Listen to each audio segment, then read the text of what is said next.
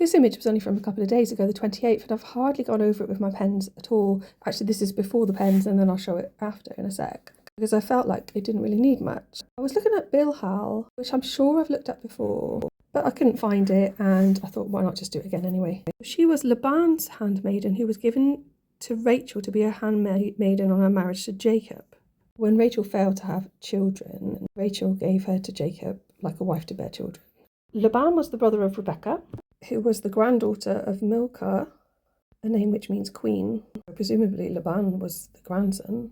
Doesn't really tell us who this Bilhah was. The name also means shy, bashful, and has been also applied to a piece of land, Bilhah.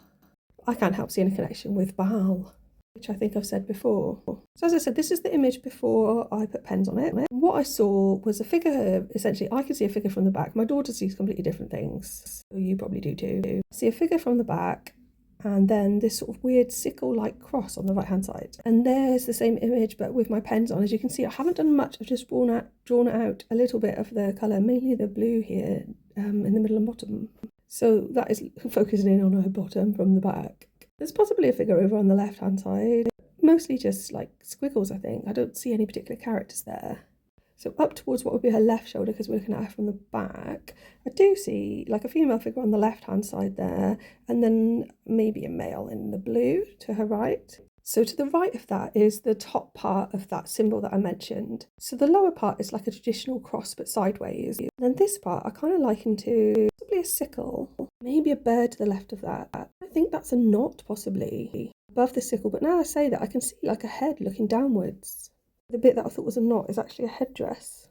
I mentioned knots in relation to the knot of Isis before, which would be tie it and or relate to a girdle.